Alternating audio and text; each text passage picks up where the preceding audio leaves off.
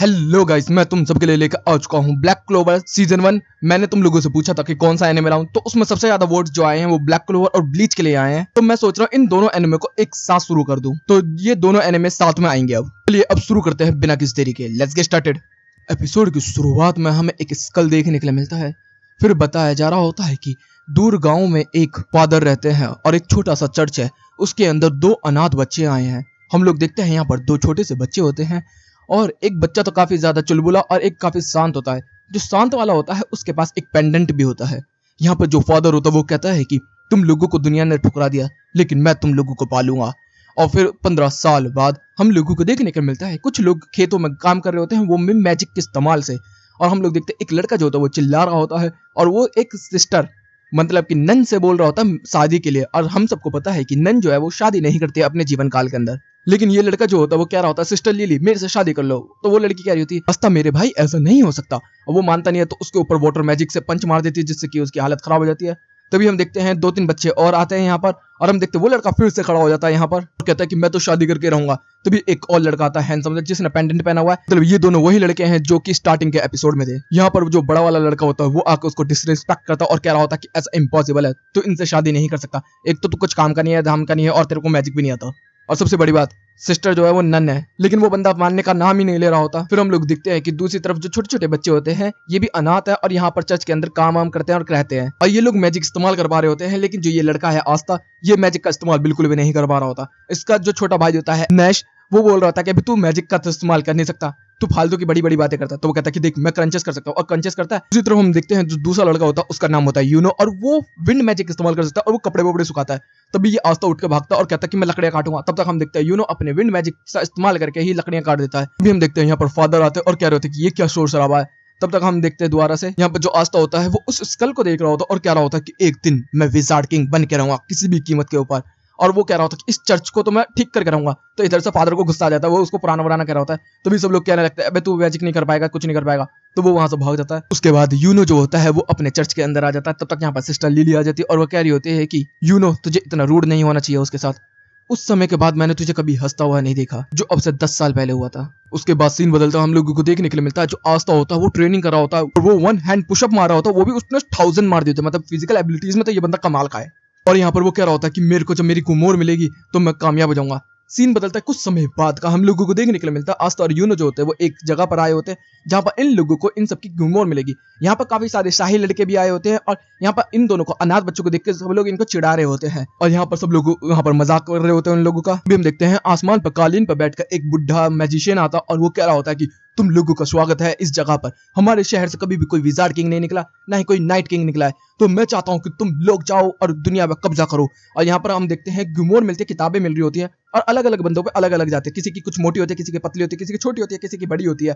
इस तरीके से होती है। सब लोग कह रहे होते कि देखा मेरे पर कमाल किया है। सब लोग अपनी अपनी तारीफ कर रहे होते। तभी हम देखते हैं आस्था को एक भी गुमोर नहीं मिलती। वो कहता है अरे मेरी वाली की लेट होगी क्या। तभी हम लोगों को देखने मिलता है वो बुड्ढा कह रहा था कि अब तो तुझे अगले साल आना होगा। सब लोग यहाँ पर आस्था का मजाक बनाना स्टार्ट कर देते हैं। तभी हम देखते हैं आस्था के पीछे यूनो खड़ा होता है और वहां से लाइट आ रही होती है चारों तरफ से।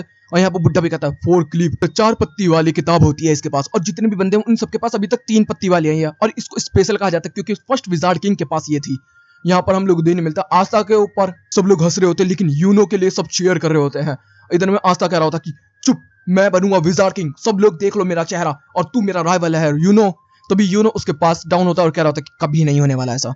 और हम लोग देखने मिलता है कि यहाँ पर सारे के सारे फादर नन और नैश वगैरह सब लोग देख रहे होते हैं और यहाँ पर बेइज्जत हो रहा है। यहाँ पर एक लड़का इसको देखता है यूनो को। उसके बाद सीन बदलता है, हम लोगों को देखने मिलता है कि जो आस्था होता है वो कह रहा होता है कि बचपन से मेरे पास कभी मैजिक नहीं था, मैंने इसलिए अपने आप को ट्रेन करके फिजिकली स्ट्रॉन्ग बनाया। मेरे को लगा जब मेरी ग्यूमोर मेरे हाथ में मिलेगी तो मैं स्ट्रॉन्ग हो जाऊंगा और मेरे को मैजिक इस्तेमाल करना आ जाएगा, लेकिन फिर भी नहीं हुआ। लेकिन मैं कुछ भी कर लूं, हार नहीं मानूंगा, मैं जीत करूंगा। सीन बदलता है, यूनो की तरफ हम लोग देखते हैं कि कुछ शाही लड़के जो होते हैं वो यूनो से फाइट करने के लिए आते हैं। उनमें से एक लड़का जो होता है वो फायर मैजिक का इस्तेमाल करता है अपनी किताब को खोलकर, और हम लोग देखते हैं यूनो बिना अपनी किताब को खोले अपने विंड मैजिक से उसकी आंख को पछाड़ देता है। तभी हम लोग देखने मिलता है कुछ ट्रेन अचानक से आती है और यहाँ पर आस्था कहता है ये कैसी आवाज है। दूसरी तरफ हम लोग देखने मिलता है कि वो जो दोनों नोबल्स लड़के थे उन लोगों को चेन में किसी ने बांध दिया होता है, और यहाँ पर वो लड़का आ चुका होता है जो कि यूनो को देख के मुस्कुराया था गिल्ड हॉल के अंदर।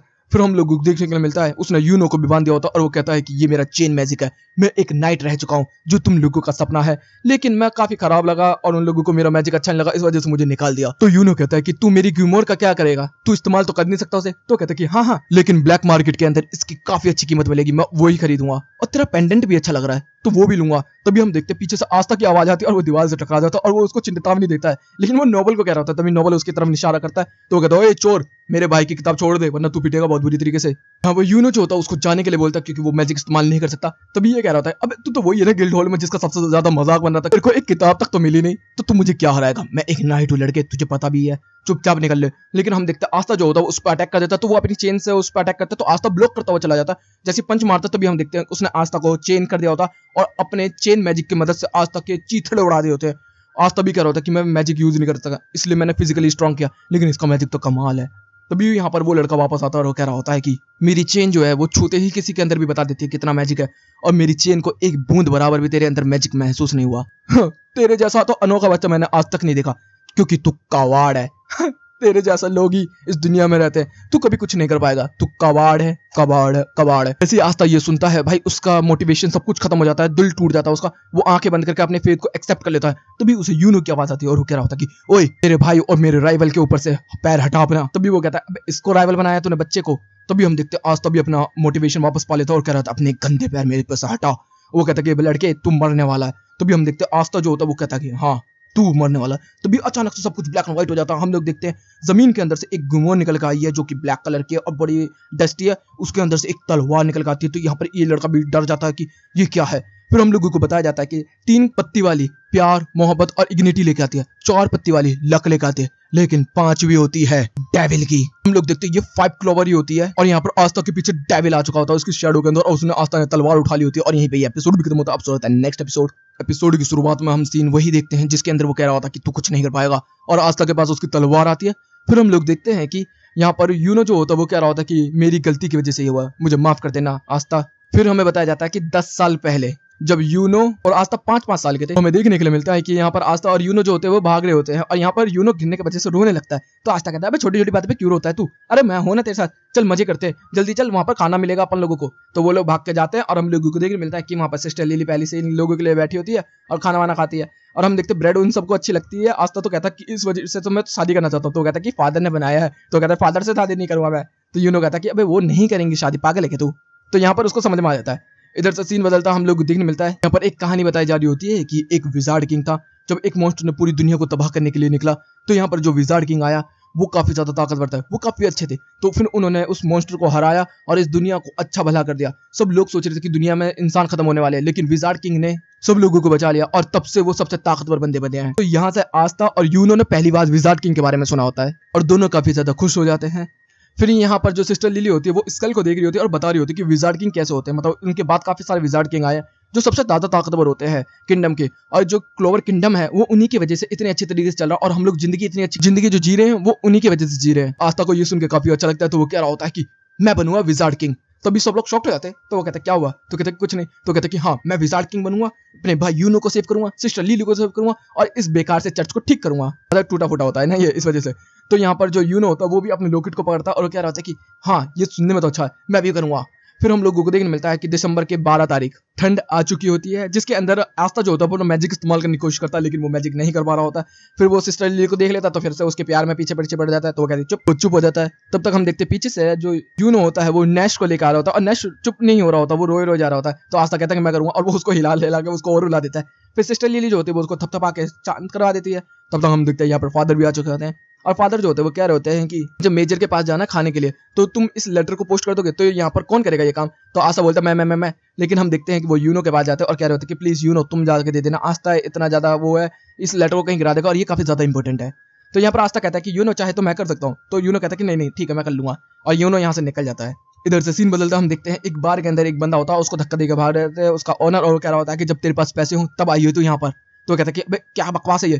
तब तक हम देखते हैं यूनो आके यहाँ पर गिर जाता है और यहाँ पर उससे लेटर गिर जाता है और उसका पेंडेंट जो होता है वो चमक जाता है। तो ये बंदा जो होता है उसको देख लेता है और इधर से फिर हम देखते हैं कि यूनो जो होता है वो अपना जो लेटर देना था वो दे देता है सही सलामत और वो कहता है कि रात हो चुकी है बेटा ढंग से जाना। तो वो कहता है कि ठीक है और जैसे ही वो जाता है तो आगे ही वो बंदा उसे मिल जाता है। सीन बदलता हम लोग देखते हैं कि अभी तक फादर भी घर वापस नहीं आए, मतलब चर्च वापस नहीं आया, और ना ही यूनो आया है। तो यहाँ पर आस्था को काफी ज्यादा चिंता हो रही होती है। सीन बदलता हम देखते हैं कि यूनो का पेंडेंट जो होता है वो इस शराबी ने छीन लिया होता है और यूनो को घूसे घूसे मार दिए भी होते हैं। तो यूनो जो होता है वो फाइट बैक करने की कोशिश कर रहा होता है और कह रहा होता है कि मेरा पेंडेंट वापस दे दे, लेकिन ये बंदा जो होता है वो देता नहीं है और यूनो को भी मारना स्टार्ट कर देता है। 2-3 लात घूसे दबा के दे देता है। वो कह रहा है कि मैं कुछ भी होता है हार नहीं मानूंगा। तब तक यहाँ पर आस्था आ जाता है और आस्था जो होता है वो लड़ भिड़ना स्टार्ट कर देता है। हम लोग देखते हैं ये बंदा बहुत बुरी तरीके से मारता है और आस्था कह रहा होता है कुछ भी हो जाए मैं विजार्ड किंग बनूंगा और तुझे भी मारूंगा और सबको बचाऊंगा। और वो लड़ता चला जाता है, लड़ता चला जाता है। ऐसे कई बार होता है, काफी देर तक वो पिटता रहता है। तब भी वो कहता है पता नहीं किस तरीके का बच्चा है, हार मानने का नाम ही नहीं ले रहा।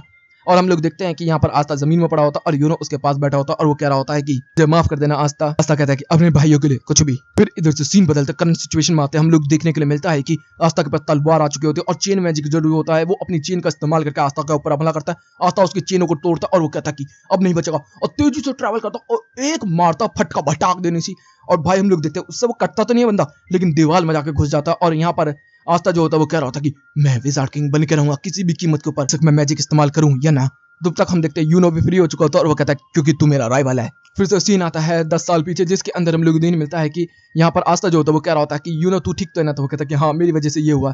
तो वो कह रहा होता है कि कोई टेंशन मत ले, हम विजार्ड किंग बनेंगे जो कि एक गरीब भी हो, अबेंडेंट हो या फिर अनाथ ही क्यों ना हो, लेकिन वो भी विजार्ड किंग जरूर बन सकता है। तो कहता है कि ऐसा नहीं हो सकता। तो कहता है कि हाँ ऐसा हो सकता है। तो कहता है कि हाँ अगर ऐसी बात है तो मैं भी विजार्ड किंग बनूंगा। तो वो दोनों एक दूसरे को राइवल मान लेते हैं। फिर करंट सिचुएशन में आते हैं हम लोग देखने के लिए मिलता है कि यहाँ पे यूनो जो होता है वो कहता है कि तूने फिर से मेरी जान बचाई है पहले की तरह, ये एहसान मैं तेरा कैसे उतारूंगा, लेकिन मैं जरूर उतारूंगा और मैं बन के रहूंगा विजार्ड किंग क्योंकि तू मेरा राइवल है। तो यहाँ पर आस्था कहता है तुझे वो बात याद है। तो कहता है कि हाँ मुझे याद है।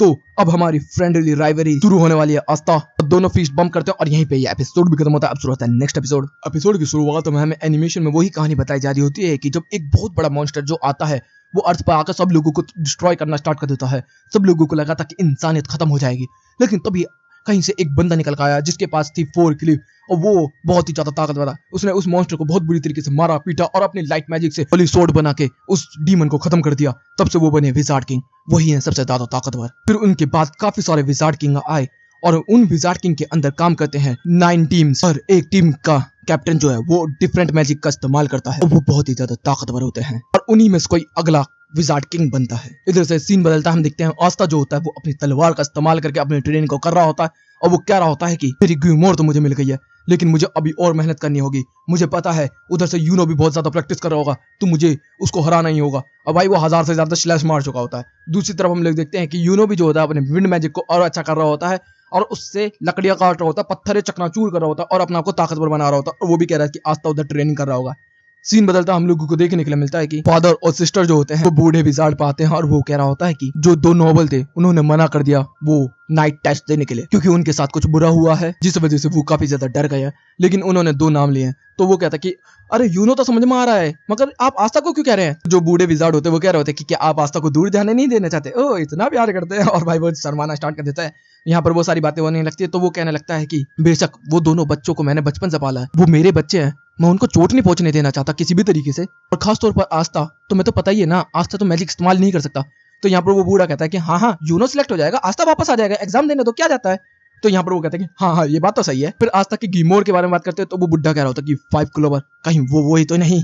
इधर से सीन बदलता हम लोगों को देखने के लिए मिलता है आस्था और यूनो जो होते हैं वो रेस लगा के आ रहे होते हैं चर्च की तरफ की कौन सबसे पहले चर्च के अंदर पहुंचेगा। और यहाँ पर हम लोग दिखते हैं नैश वगैरह होते हैं और यहाँ पर रेस में यूनो जीत जाता है। तो आस्था कहता है कि चर्च के अंदर घुसने का, तभी वो अपनी चाइल्डिश टेक्निक का इस्तेमाल करके यहाँ पर आस्था का आसमान मोड़ देता है और यहाँ पर यूनो जीत जाता है। फिर रात हो जाती है, सब सो जाते हैं। हम देखते हैं नैश जो होता है वो आस्था को देखता है और फिर सो जाता है। सीन बदलता है, हम लोग को देखने मिलता है आस्था ट्रेनिंग कर रहा होता है, तभी यहाँ पर नैश आ जाता है। तो आस्था को लगता है यूनो है, तो वो कहता है कि अरे यूनो मेरी ट्रेनिंग देखने आया। तभी वो पीछे देखता है तो नैश होता है। तो आस्था कहता है कि नैश क्या हुआ, तू यहाँ पर क्यों आया? मेरी ट्रेनिंग देखने के लिए आया क्या?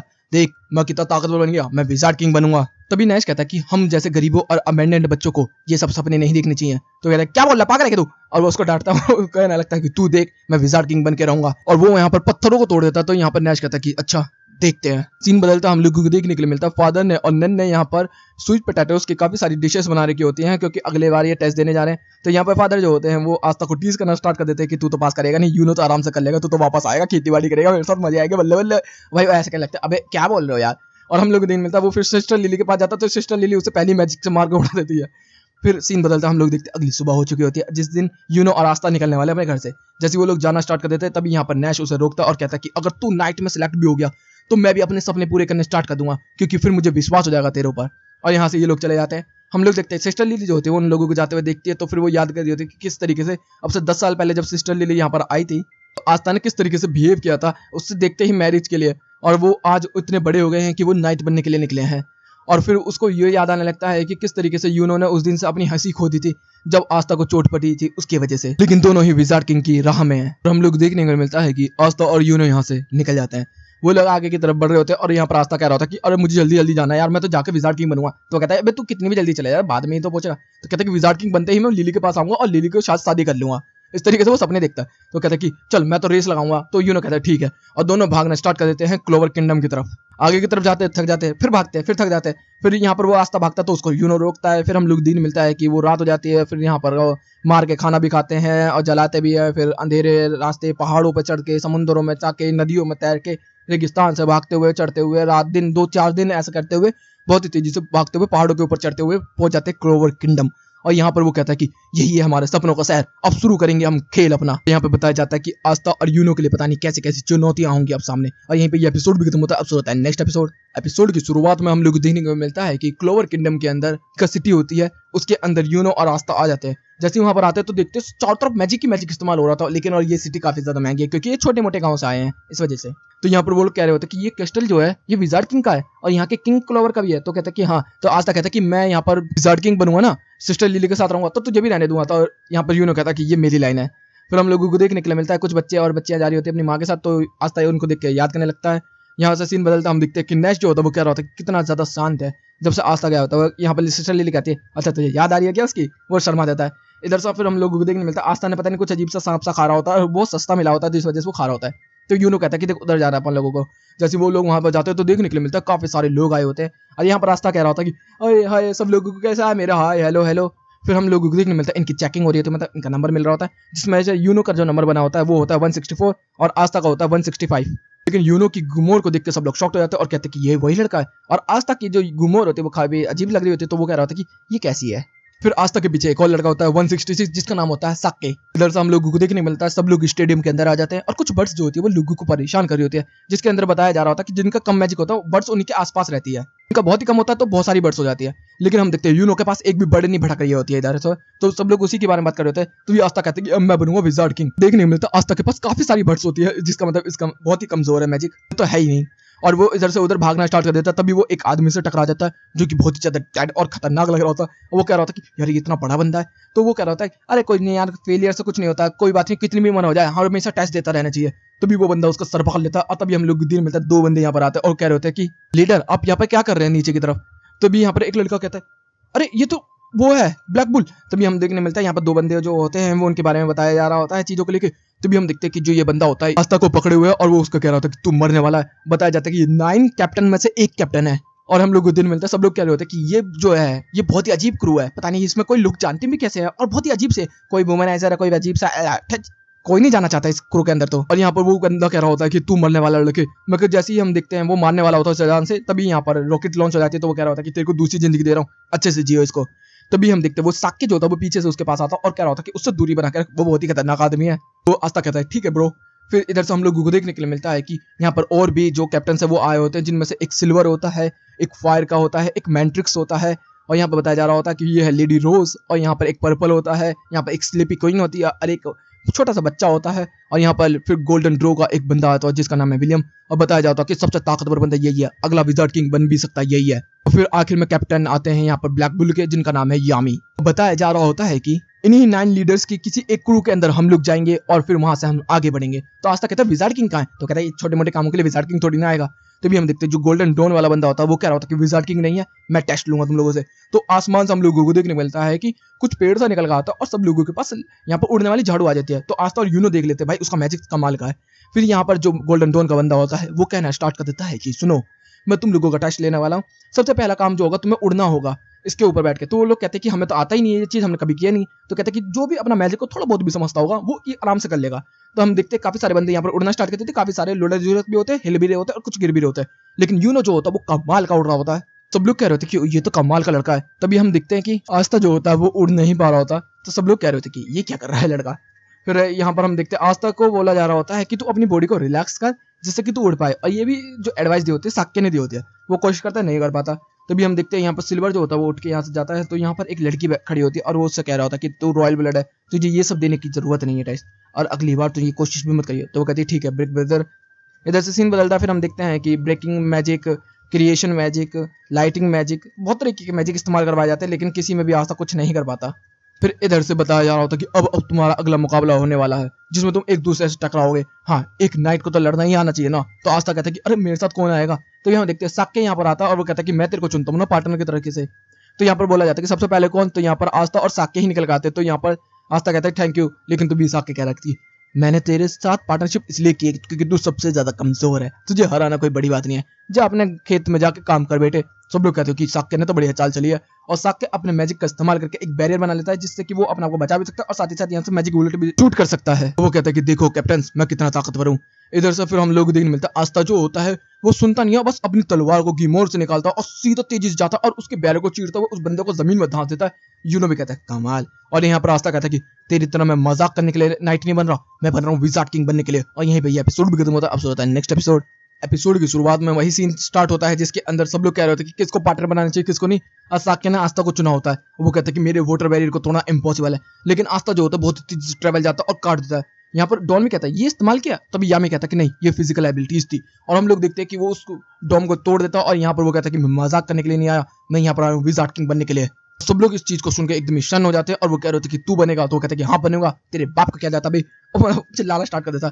और हम लोग देखने मिलता है कि यहाँ पर यामी और यामी के क्रू वाले तो इंप्रेस हो चुके हैं इससे, और यामी भी कहता है कि इसने कोई मैजिक इस्तेमाल नहीं किया लेकिन इसकी फिजिकल एबिलिटीज कुछ अलग है, ये लड़का कुछ अलग है, क्या यही है वो। इधर से फिर हम लोग देखने को मिलता है कि जो साक्य होता है उसको मेडिकल टीम जो होती है वो हील कर रही होती है। फिर दो नॉर्मल टीम्स के बीच में फाइट होना स्टार्ट हो जाता है जिसके अंदर एक तो अपने कीचड़ मैजिक मतलब गोलम का इस्तेमाल कर रहा होता है और एक वाटर मैजिक का इस्तेमाल कर रहा होता है और बहुत ही अच्छी फाइट चली होती है। आस्था तो इंप्रेस हो चुका होता है। यहाँ पर यूनो जो होता है वो बाहर की तरफ खड़ा होता है, तभी यहाँ पर एक लड़का आ जाता है जिसका नाम है सालिम, और वो आगे कह रहा होता है कि तेरे साथ मैं फाइट करूंगा क्योंकि तू मेरा पार्टनर बनेगा।